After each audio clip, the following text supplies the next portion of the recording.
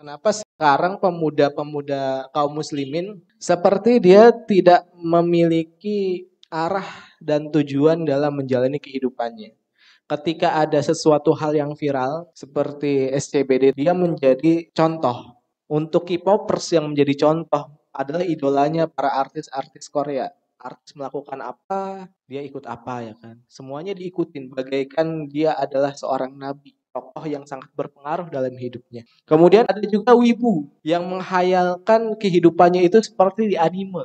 Terus ada juga seperti gamers yang menghayalkan kehidupannya bisa makmur, bisa kaya dengan dia menjadi gamers pro player. Karena contohnya ada. Apakah seperti itu setiap ada arus yang viral kita sebagai seorang pemuda, sebagai seorang muslim kita ikut-ikutan? Semuanya kita ikuti? Tentu tidak.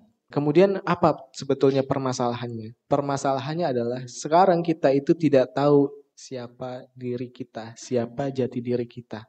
Karena identitas seseorang itu akan terlihat dari tujuan hidupnya. Makanya ada yang tujuan hidupnya ini cuma pengen senang-senang di dunia akan kelihatan. Akan terlihat apa yang dilakukan sehari-harinya, omongannya, pola pikirnya akan sesuai dengan tujuan hidup. Ada juga seorang muslim yang tujuan hidupnya hanya mencari ridha Allah Subhanahu wa taala. Maka dalam menjalani kehidupan sehari-harinya, dalam menjalani kehidupannya dia akan orientasinya bagaimana caranya agar saya mendapatkan ridho Allah Subhanahu wa taala. Makanya identitas seseorang itu akan terlihat dari tujuan hidupnya dia itu sendiri. Maka untuk menjawab tujuan kehidupan manusia itu ada 3 pertanyaan mendasar bagi setiap manusia. Nah, pertanyaan apa itu? Pertanyaan mendasar dalam kehidupan manusia ini adalah dari mana, untuk apa, dan akan kemana. Jadi idealnya sebagai seorang muslim, itu sebagai seorang yang hidup di dunia, kita memiliki 3 pertanyaan mendasar tadi. Karena kalau kita sudah tahu tujuan hidup kita, sudah bisa menjawab ini, karena jawaban itu akan menjadi landasan dalam kita menjalankan kehidupan. Terlepas benar atau salah jawaban itu.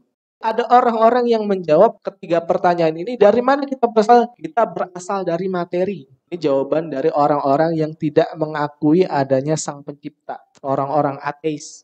Ya, jadi orang-orang yang tidak mengakui adanya Tuhan, dia akan menjalankan kehidupannya sesuai dengan kehendaknya. Sesuai dengan apa yang dia pahami. Tidak ada yang namanya Tuhan, ya udah dia hidup sesuai dengan apa yang dia inginkan, sesuai dengan hawa nafsunya, hidup untuk mencari materi, halal haram tidak kenal. Jadi kelihatan orang yang tujuan hidupnya tidak menganggap adanya Tuhan. Dan berbeda dengan tadi seorang yang mengimani adanya Allah Subhanahu wa taala. Makanya ini adalah pertanyaan yang sangat penting untuk kita jawab. Caranya gimana supaya kita bisa menjawab? Caranya mikir.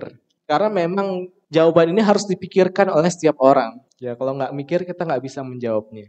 Berkaitan dengan berpikir tadi, sebetulnya di dalam Al-Quran banyak ajakan untuk manusia menggunakan akalnya untuk memikirkan kebesaran Allah Subhanahu wa taala. Allah Subhanahu wa taala berfirman, A'udzubillahi minasyaitonirrajim. Inna fi khalqis samawati wal ard wa ikhtilafil laili wan nahar la ayatil liulil albab. Sesungguhnya dalam penciptaan langit dan bumi dan pergantian siang dan malam terdapat tanda-tanda kebesaran Allah bagi orang-orang yang berakal. Jadi di Al-Quran itu sangat banyak ayat-ayat yang memerintahkan kita manusia untuk memikirkan hakikat penciptaan. Memikirkan eksistensi Allah Subhanahu wa taala, adanya Allah Subhanahu wa taala. Karena memang salah satu keistimewaan manusia itu adalah memiliki akal. Dan akal ini digunakan salah satunya untuk memikirkan kebesaran Allah Subhanahu wa taala. Kemudian ayat wa fi anfusikum afala tubsirun, dan pada diri kalian apakah kalian tidak memikirkan. Ini maksud ayat ini adalah kita diperintahkan nggak cuma memperhatikan diri kita, tapi Allah memerintahkan kita siapa yang menciptakan kalian, apakah kalian tidak memperhatikan. Jadi ayat ini memerintahkan kita, mengajak kita untuk memperhatikan yang ada pada diri kita, bagaimana luar biasa ya penciptaan yang Allah berikan kepada kita untuk kita perhatikan hingga kita dapat kesimpulan bahwa ini adalah ciptaannya Allah Subhanahu wa taala. Setelah kita diperintahkan oleh Allah Subhanahu wa taala memikirkan kebesaran Allah Subhanahu wa taala, ada ayat kita itu dilarang yang namanya mengikuti sesuatu hal yang tidak kita ketahui ilmunya.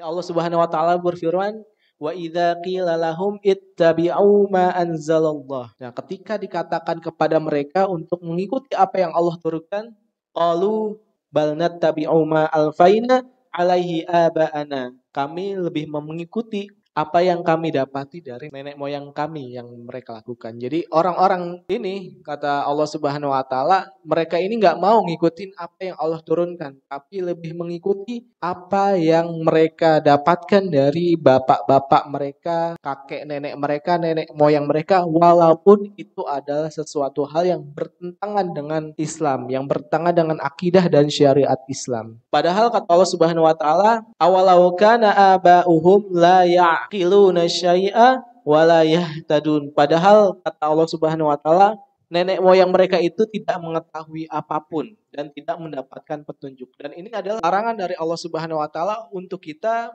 tidak mengikuti orang-orang yang tidak mengetahui ilmu, yang tidak beriman kepada Allah Subhanahu wa taala. Makanya kita harus menggunakan akal kita untuk memikirkan. Jadi begini, bayangkan kalau misalkan kita dari lahir itu bukan lahir dari orang tua yang muslim. Ayat ini berlaku. Makanya setiap orang itu diperintahkan oleh Allah Subhanahu wa taala untuk memikirkan keberadaan dari Allah Subhanahu wa taala.